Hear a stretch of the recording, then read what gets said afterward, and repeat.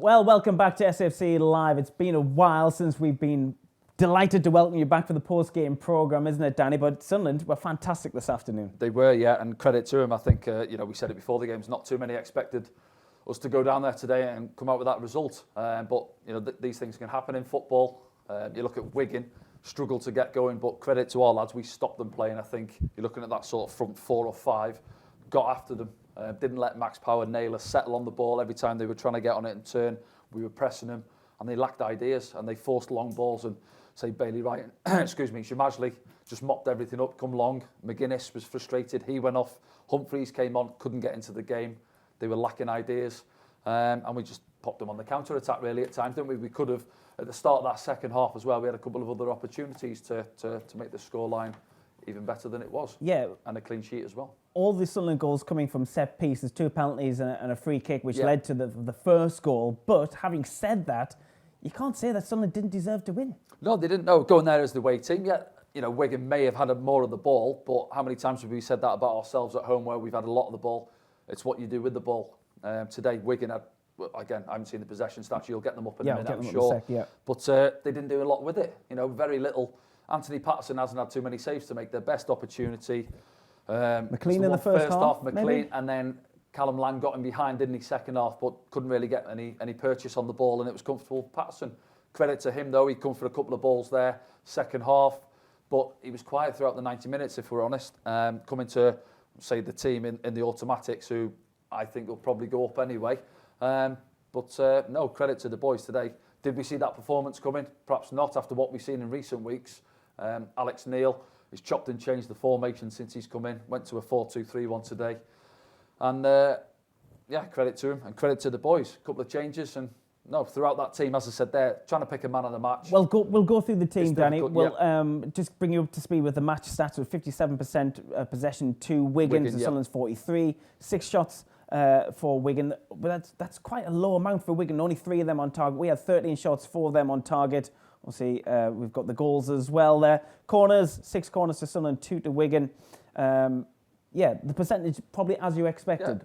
Yeah. Had the ball, but what did they do with it? Not a lot, really. Not a lot. We were well organised, stopped them playing through us, compact in the middle of the park. Matete, Corey Evans getting after them when they needed to. Players like Callum Lang and Will Keane, who were their top scorers this season, didn't really get a sniff after them. That half chance second half, Callum Lang didn't really catch it. Dennis Sirkin came across on the cover. Got injured, I think, got the half block on it really, but it was comfortable for Patterson, fell on the ball. James McLean could have put them level really, should have put them level first half, he didn't. And they just looked frustrated, Wigan, they were niggling, they were always arguing with the referee throughout the 90 minutes. Tilt, as said, Max Power, James McLean, and they let the frustration side of the game get to them really, and they couldn't concentrate on the football, but at the same time, you give our boys credit, massive credit to the lads out there. Been a long time coming in an away performance like that. Right, lots to get through. Let's go through the action now then, if we can. This is how it panned out this afternoon. It was right from the off. This is the first goal. Yeah, it was that start, and you're just asking, when we win that free kick, bright start for them. As I said, Winchester heavily involved, driving forward from the kick-off. Alex Pritchard gets fouled, picks himself up. It's Pritchard's 10th assist of the season. 10th assist, is it? Yeah, into double figures. And he did really well this afternoon. He did, and you're saying, just can you find it in that corridor? And that's why I like that outswing. A goalkeeper doesn't like to come for it when it's going away from him. And it's bent in there, and they have that high line. And there's Bailey Wright just to help himself, and there's their big opportunity there. As I say, down that right-hand side, their right-hand side as it was. Comes across to McLean there, bit of composure, but he doesn't catch it right. He stubs it into the ground, and it goes past the post. So it was a let-off for us. And then, albeit we didn't have as much possession as perhaps we see in other games, but this side of the game, what I liked about is Matete. How many times did we see him today thrown himself into those 50-50 challenges with his header? And it comes to Lyndon Gooch there, gets the strike away.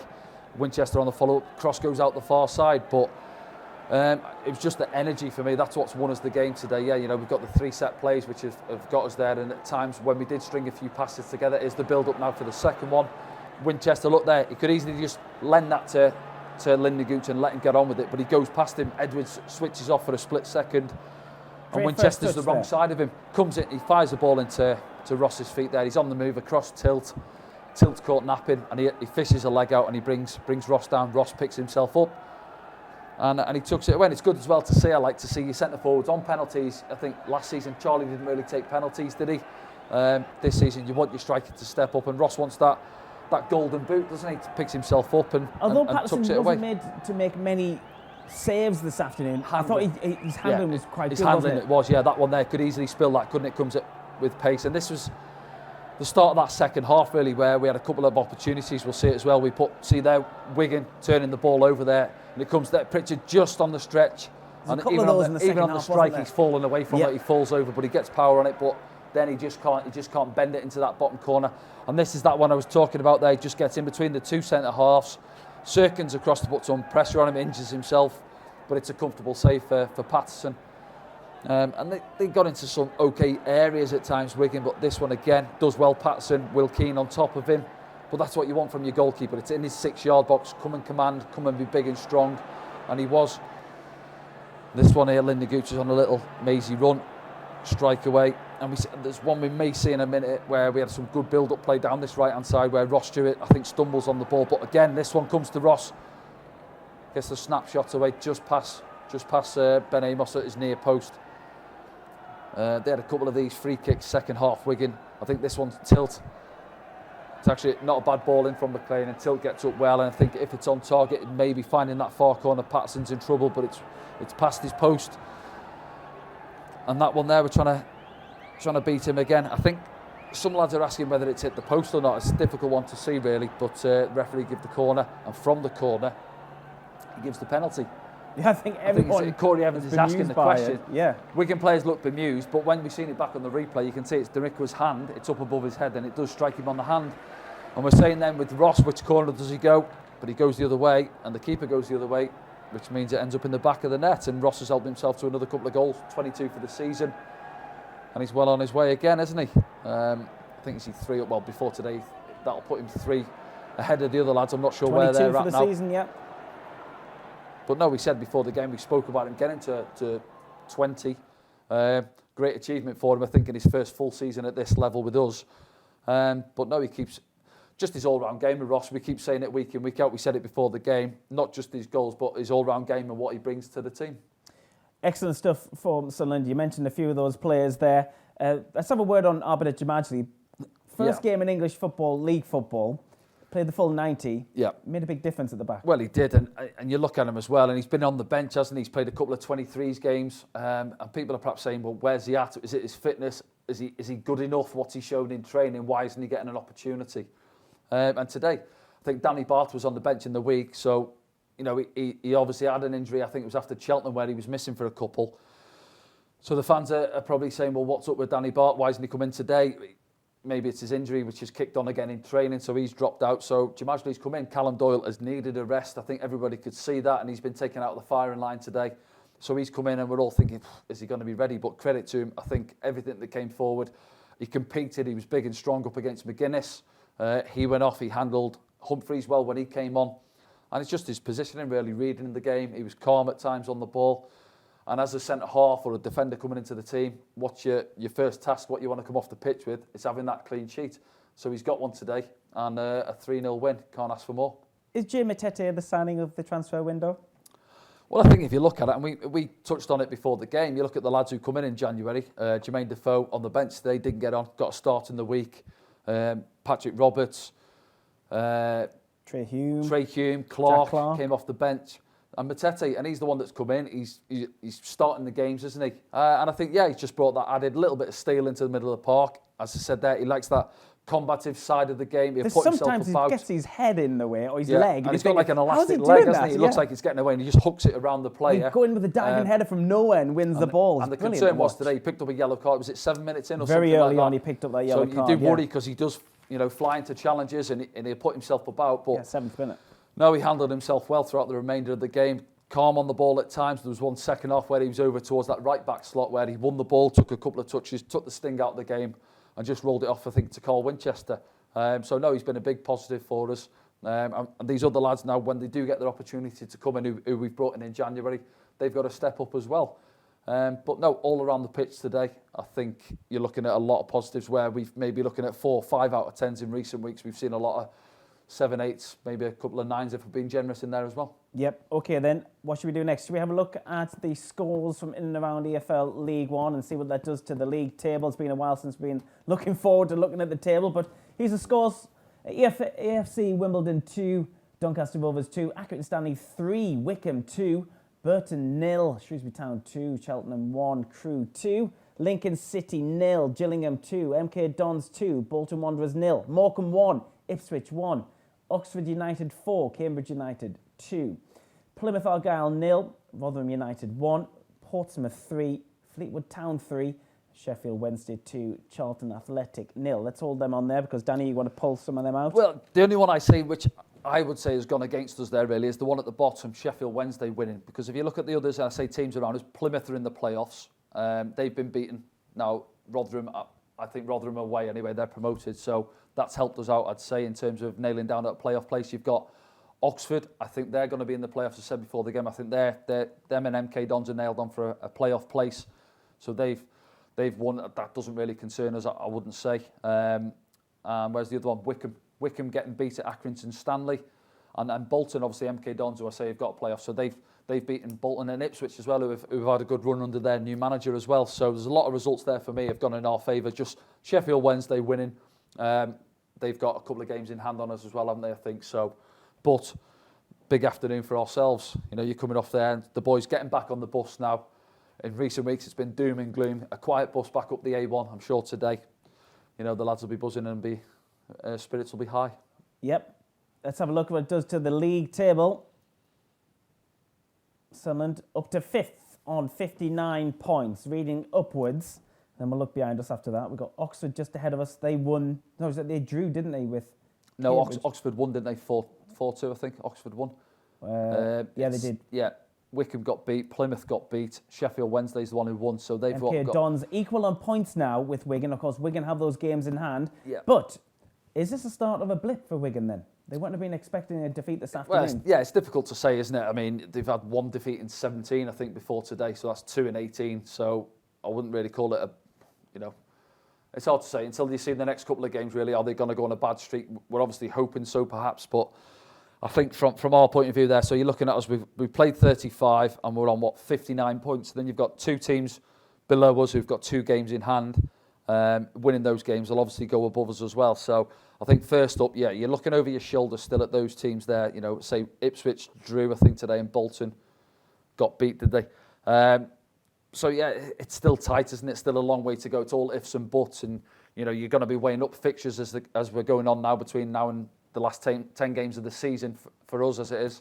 But does Sunderland's season reboot from this point? Yeah, you'd hope so. That's the thing, isn't it? Charlton away next weekend, and then Fleetwood at the Stadium of Light after that. Again, 1 game at a time.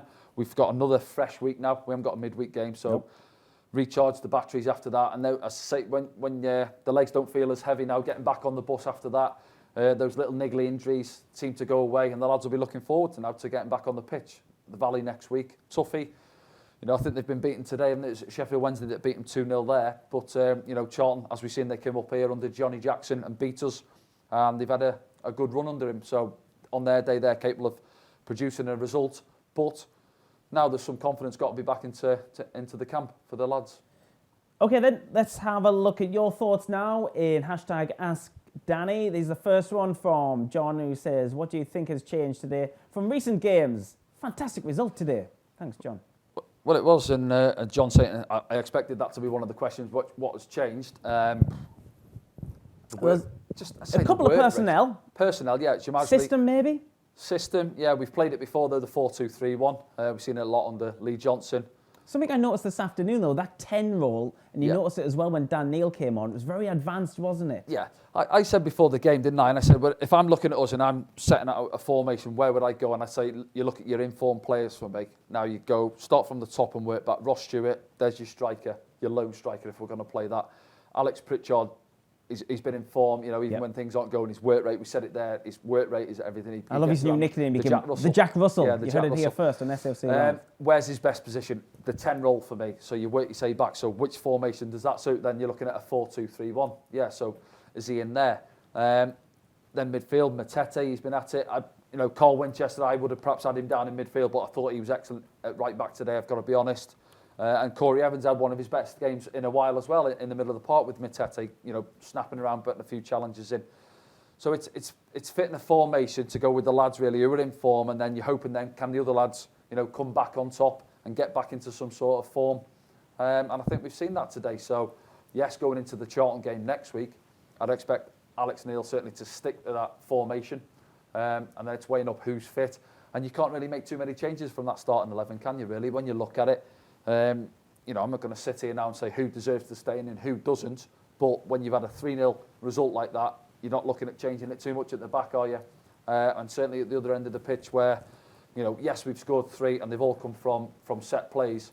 But we did create 1 or 2 other opportunities in open play, especially at the start of that second half.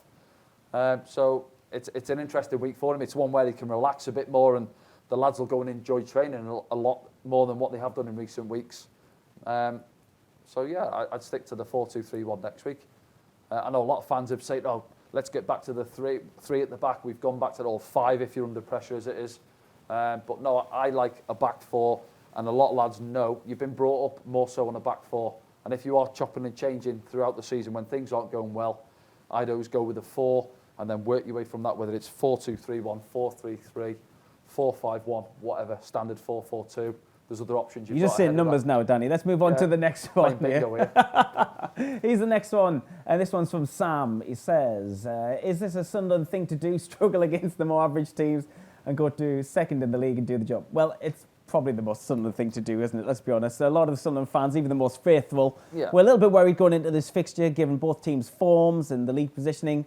But it's just Sunderland thing to do to go win 3-0 this afternoon. Well, it is, yeah, and it's asking the question, but we didn't go to Rotherham and put in a performance like that, did we? Or MK Dons who were up there last weekend. So, no, it's one of those, yeah. And you look at us in League One, and certainly for me, you at this level for a club like ourselves, you don't go and fear anybody. We said today, and I said it before the game, it's a sad day when we're worrying about going to face a team at this level. Going to Wigan, yes, they're doing well, but we shouldn't go and fear anybody because we know when we're at it and we're capable, we see what we can produce, and we've done that today. But it is frustrating. You see Burton Albion coming to the stadium late in the week and helping themselves. Well, it was almost 3 points. We scrambled a draw at the end. Doncaster, rock bottom the other week, coming here. Cheltenham, we go there, getting beat. That's the frustration with the fans. And then they see this today and they're saying, and I get it, why aren't we producing that week in, week out? And it all comes down to consistency, confidence and consistency. And that is a big mentality in the game. And when you're losing games of football, the lads look nervy, we look edgy. You see it today, that last 20 minutes or so. The confidence in the lads. Jack Clark comes on, he's enjoying himself out on that far side. Dan Neil, a little bit keep ball. And that confidence comes back into the lads, and that always comes back through winning games of football. Absolutely. Let's move on to another one then, please. This is the third one of #AskDanny. This one's from Reese, who said a few swears in this one. It's a family show, Reese. Come on, keep it clean. Said it all season, but we're too soft today. We've played something wasting time, like what every other team does to us. We said this in commentary, didn't we, Danny? Yeah. Finally, we have a backbone and play it like it as well. Thank you very much, Reese. Yeah, I think you're saying we play like an aggressive team there, isn't it? And take the sting out the game when we need to. No, he's right, yeah, all season we're too soft. Yeah, I know that's been said throughout the season, and when we can't just be allowed to play our free-flowing football and we have to roll our sleeves up and put a few challenges in. It's not been there in some games. Certainly was today, as you said there. That comes from the hub of the team, really, doesn't it? With your 2 centre-halves and your 2 centre midfielders. And they were all at it today. I think, Corey Evans has come under a bit of stick in recent weeks. Captain's performance this afternoon? Yeah, I think so, yeah. Alongside Matete, he put a few crunching challenges. One down by the dugouts there, second half. And that's what he's got to get back to. He knows that. He's an experienced lad, played at a higher level. He knows he's got to bring more to this team, and certainly when you wear that armband as well, set the example out on the pitch as well as in the changing rooms. Matete, Jamajli, and Bailey Wright, that 4 really, that box there, they were all at it today, and they sets the standard for the rest of the team really. The front, you go up the other end of the pitch, that work rate. Pritchard, we've said it there, Ross, Embleton out there, Lyndon, we know Lyndon Gooch. Even if Lyndon's having an off day, one thing you get with him, it's that work rate, and he buzzes around the pitch, doesn't he?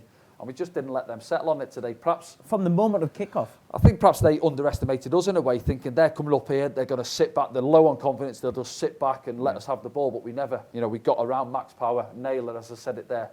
They were receiving it off the centre-half every time they turned. Well, that's it. We've heard all season, Max Power getting 8 assists so far. We've heard how much he likes to go down that right-hand side. Yep.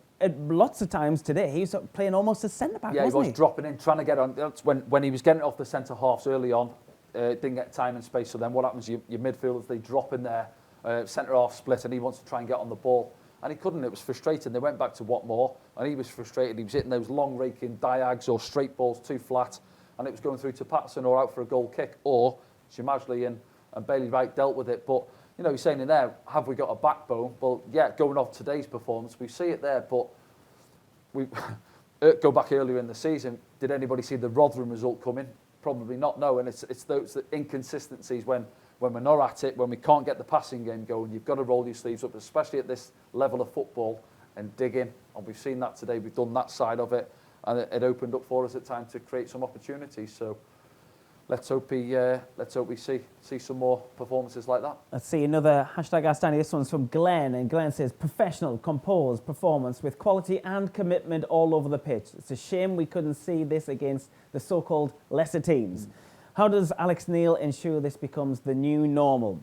Great base from today. Yeah, I don't think it comes down to Alex Neil as such. There's only so much a manager can fire up the team, and then once they cross that white line, it's almost up to the lads that go out, cross the line and go out for that 90 minutes, and obviously the substitutions as well, to put in the performance. You work all week as a manager. I've seen other managers saying it when they've done interviews. We work all week, we look great on the training ground, we look up for it, and then on a Saturday, complete opposite, the miles off it. So we've seen it throughout the season, and that's the big conundrum and puzzle, and it's been the case for previous managers at this club at this level, is why can't we get it right? I think if we look at the squad overall, when we're at it, yeah, we've got a few missing at this moment in time, but when we're at it, when we've seen what we're capable of today, and you look at that starting 11, and there might have been a few questions before the game, and certain personnel in positions, I know fans today would have been asking, why is Carl Winchester not going back into midfield? You've got Hume sat on the bench, who's a natural right back, so on. But look at his performance he put in. He started the move for the first goal. He played the ball in for the second goal. He was galloping forward when he could. He defended well at times. Solid performance. And he's asking the question there about, going up against the lesser teams. And are we ignorant? Is it a bit of arrogance about us? Well, perhaps not, but we're Sunderland at this level. You've got the fan base, you've got 30,000 week in, week out at home, the stadium, and we're obviously used to playing at a higher level than what we're playing at. And you've got the likes of, no disrespect to them, Cheltenham coming up from League Two, and these sort of teams getting 3,000-4,000 at a push, and we go there and we turn in performance like we did the other week. It's frustrating for me and you sat here watching it. I can only imagine what it's like for the fans who are paying, trekking all the way down to these grounds, and they see the performances, what we put in, very lacklustre, not working the goalkeeper, and they're saying, what is going on? How have we gone from a team who were up there at the turn of the year, and everyone's thinking, and I was there. Winning 5-0 at home every other week as well. Yeah, 5-0 wins at home, and Wigan haven't had these performances. I've looked at there, they've had a few 3-1s, maybe a 3-0, but they haven't put teams to bed with 5-0 wins, and they've ground results out, and we've got that balance. We haven't had that balance, throughout the season, where we've gone and we've dismantled teams easy at home, and then we've put in some shockers away from home. I'm sure our fans would be happy to see some 1-0s and 2-1s between now and the end of the season. If we can turn in, what we've got left, 10 games, if we can put in 7 wins, perhaps of 2-1s or 1-0s, maybe with the odd 3 or 4 in there, be delighted with that, wouldn't we? But it's just shown that grinding out side of the game, which we haven't shown throughout the season. Whether it's against the lesser teams, as Glenn's asking there, or if it's against the top sides. We've got left to play up around us. We've got Rotherham. Yeah. We've finished with Ipswich. We've finished with Bolton. We'll have to have a look at the fixtures. Yeah, we'll have a look at the fixtures. But whoever we're up against, it comes down to us. Alex Neil can only do so much. He can set us up. He can tinker the side. He can change the personnel. But the 11 lads who get that starting 11 shirts on a match day have got to put in performances like we've seen today. Okay, then let's have a look at what will be the final one from Amelia. Thanks for watching in, Amelia. Where are Sunderland going to finish at the end of the season? That's a question we're all asking, Amelia. We just don't know. Yeah, it's a good question. I'm going to say, obviously, in the playoffs, you asked me a few weeks ago, and I said we could nick an automatics, but I didn't see, 1 win, is it, in 10, so it's 2 in 11 after today. But yeah, I'm looking at that table. I think Rotherham are done. I think they're promoted.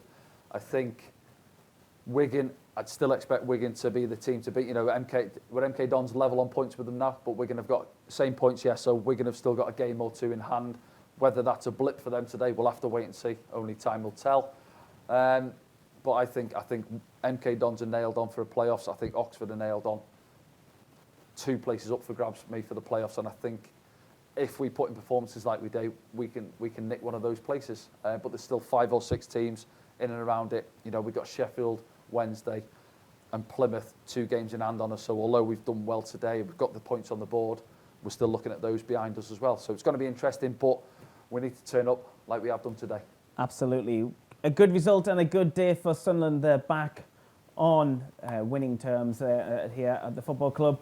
We're next in action on Saturday. No midweek game, as Danny mentioned. Sunderland are finally out of the skids and into the valley they go on Saturday. A 3 p.m. kickoff means a 2:30 start for us here on SFC Live. Thanks very much for watching. I hope you have a nice weekend. See you soon.